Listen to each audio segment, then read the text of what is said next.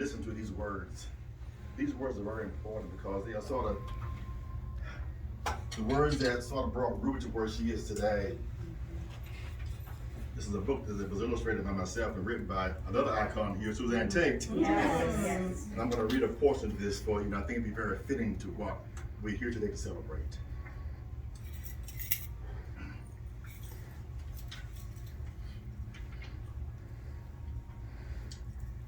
Okay, Johnny Longlegs felt like a big bird, but suddenly he was afraid.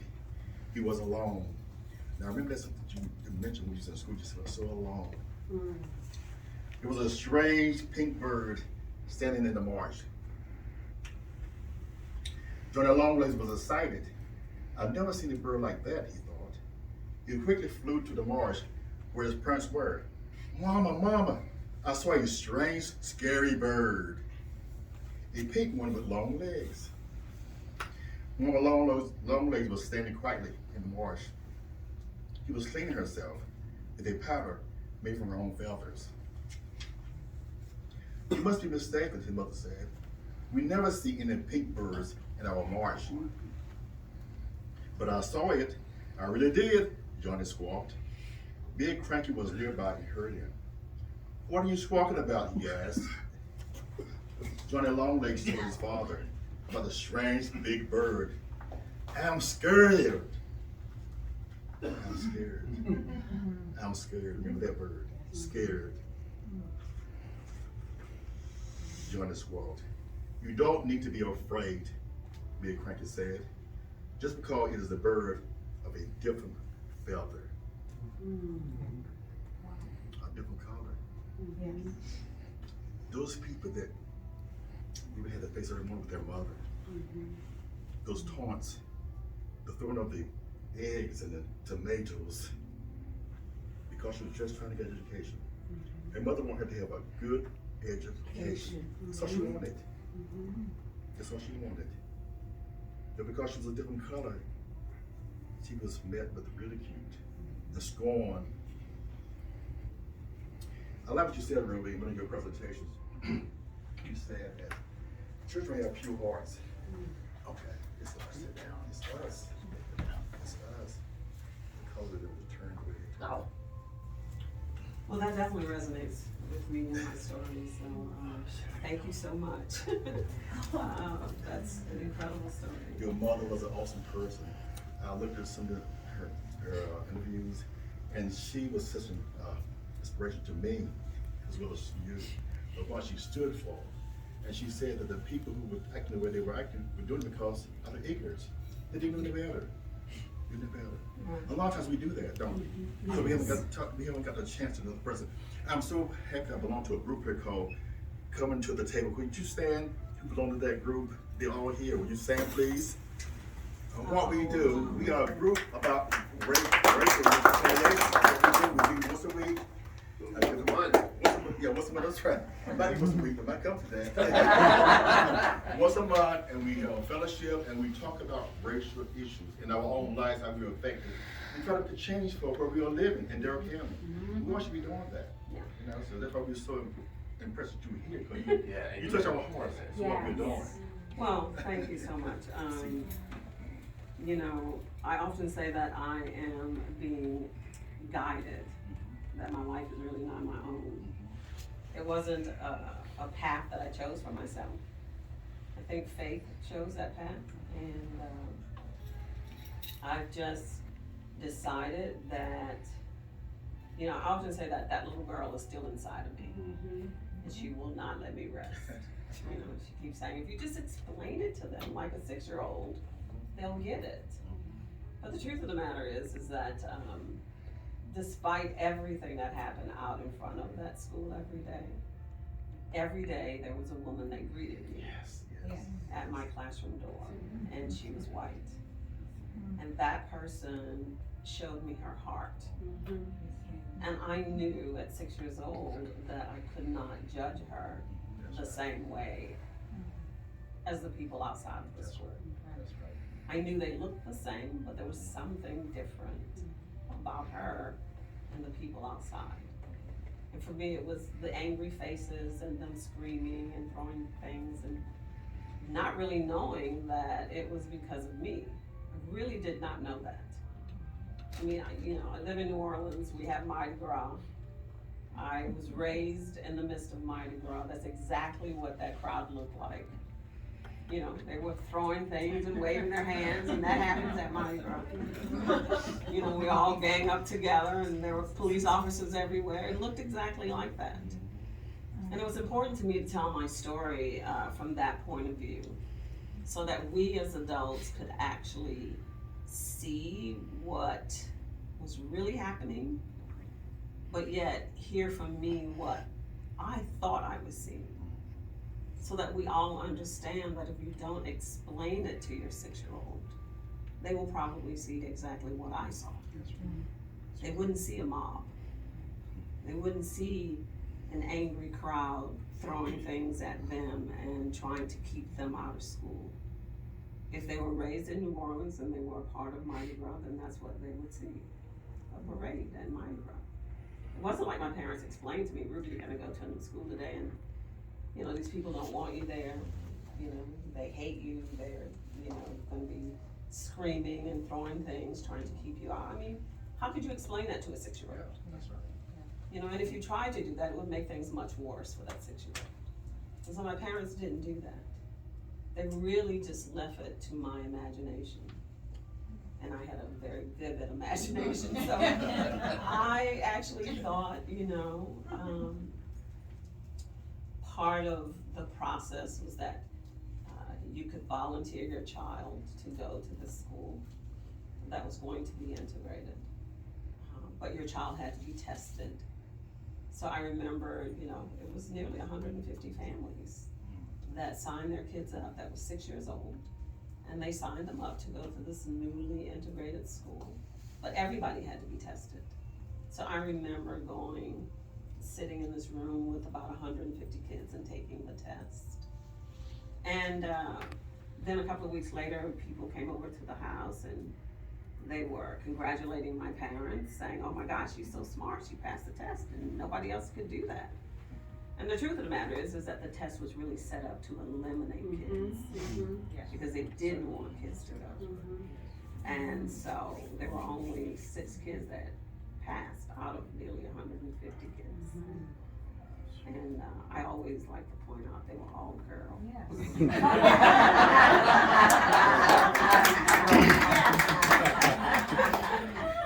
Power to us women. And so those kids were divided up. They only elected to choose 2 schools and made sure that those schools were in the most racist parts of the city, because they really wanted it to fail. And if it was gonna fail, it was gonna fail where we fight amongst ourselves the most. And so those 6 kids were divided up, but a couple of days before it was time to go, 2 of those families decided not to send their kids. And those 2 had been assigned to go with me. So I stand on faith. That was the way it was meant to be. And so my parents, they were asked, not to take her out. Please let her go. Even though she's going alone. It was too late to find more volunteers because they would have had to be tested. And so I ended up going alone. And there were 3 other girls that had gone to a second school in a different part of town. But I remembered taking the test, and I remembered the people coming over and being so excited and saying, she's so smart, oh my goodness. And all of my parents, their neighbors, would come over and they would congratulate my parents, oh my goodness, she's so smart, she passed. So in my mind, I actually thought I was so smart that everybody came out to see this 6-year-old go from kindergarten to college. So there I was thinking, really, that I'm on my way to college. Not being afraid. There was no reason in my mind to be. And it was different because, I had already gone to school. I'd gone to an all-black school for kindergarten. I'd even started 1st grade at the all-black school, because they were trying to keep it from happening. So it didn't happen in September. It didn't happen in October. They were still fighting. So it didn't happen until November the 14th. So I had already started first grade. And so I was just taken out of that school and then sent to the white school. So in my mind, I didn't really understand that it was a white school. The minute I walked in, all the people gathered outside, and they were waiting to see if it was going to be their school. And once I arrived, they knew it was their school. So they rushed in behind me. And as I sat in the principal's office, all of them would rush past the principal's office. And I could see them, but the marshals were right outside the door. And so they would pass the principal's office and I could see them. And their faces, seemed really angry about something. And they kept pointing at the window where I was. And they would pass the office, and then when they came back, there were kids with them. And I noticed that.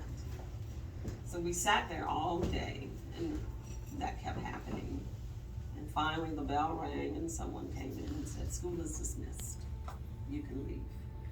And I remember sitting there and had been sitting there all day and thinking, college is easy.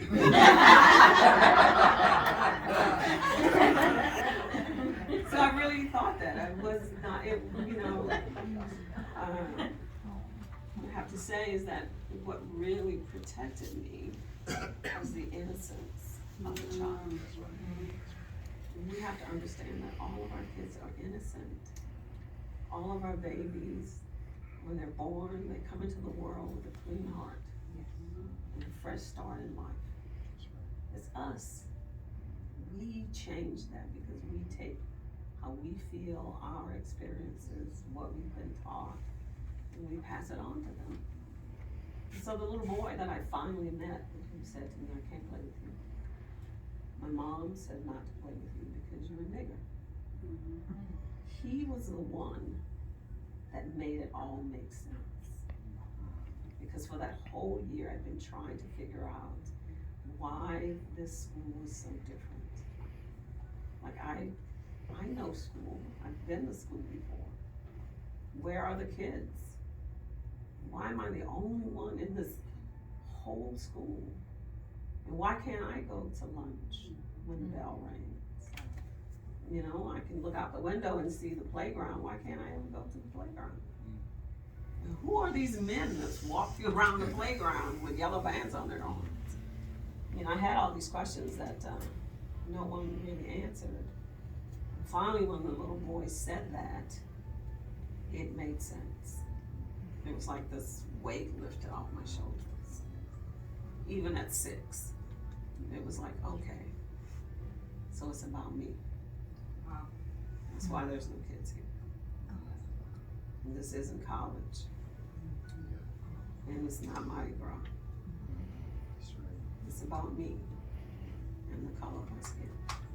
And that was my introduction to racism. But in my 6-year-old mind, it wasn't that he didn't want to play with me. He didn't say, "I don't want to play with you." He said, "I can't. And this is why." And in my mind, if my mom had said, "Ruby, don't play with him.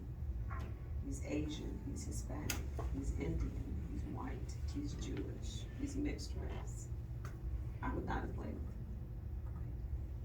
So I thought he was explaining to me why he couldn't play with me. Not that he didn't want to. And that stuck with me forever. And it made me realize it's not him. It's his mom. And we all know that that is where racism comes from. Because our babies are born with a clean heart, fresh start in life. Yes. And to sum it all up, what I talk about now and the message that I carry with me across this country is that we are living in very, very different, very dark times. Times that probably none of us have really ever seen before. And we have to understand and realize that what's separating us right now has nothing to do with what we look like. what's separating us right now is good and evil. It's evil that would go into the school and shoot babies. I don't care what they look like. That's evil first. No matter who this person looks like. That is pure evil that has someone that's opened themselves up to and allowed evil in to do those kinds of horrific things that we've never seen before. And we have to understand that evil comes in all shades and colors. And so those of us who consider ourselves good, we would never even consider doing something like that, know anybody that would do anything like that. We have to come together. Because evil doesn't care who it uses. Evil is not prejudice. Evil just wants someone to open themselves up and allow it in. And if that is the case, then we have to stop picking and choosing. We have to come together if we are of like minds and like hearts, or we're not gonna win. We're not gonna win this fight that we're in. We're gonna lose more babies, we're gonna lose more light workers that are out there trying to do good. Because we're too busy picking and choosing. And evil is not picking and choosing. So we have to be aware of the real fight that we're in. And it's not about race. And the more we keep thinking or decide that we want to pretend that it is about race, the more we're gonna lose. And so I'm not just speaking as Ruby Bridges, I'm speaking as a mom who has actually had a son murdered. And every time it happens out there, you live that same feeling. Trust me, it's a club that you do not want to belong to. That pain never goes away. And you sympathize with other parents because you know how they feel and you know what they're going through and you know it's never going to go away. So my work is more important to me now than it was at 6. And that little girl says, okay, you got to get up. You got to go back out there and you got to do it again. So, you know, being able to come to a place like this and, you know, I'm drawn to the water just like you guys are probably. And, you know, we all have to be renewed and rejuvenated and go back out there again. So whatever work that you all are doing, it's, you know, you're doing something. And that's important.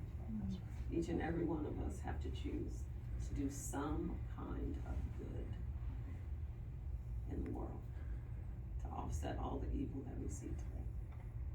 So, it's good that you've done this afternoon. I really appreciate it. Thank you so much, honestly, and you know, my brother back there in the back, Miles, we go way, way back, so, you know, he's encouraged me to come for years, and finally I was like, okay, let me come. And he was right, you come and you can't leave, so, you know, I'm really, really fortunate to be able to also take advantage of one of Twitty's houses, so, you know, I walk in and feel like I'm at home. So, I really, really appreciate this. Thank you so much. Thank you.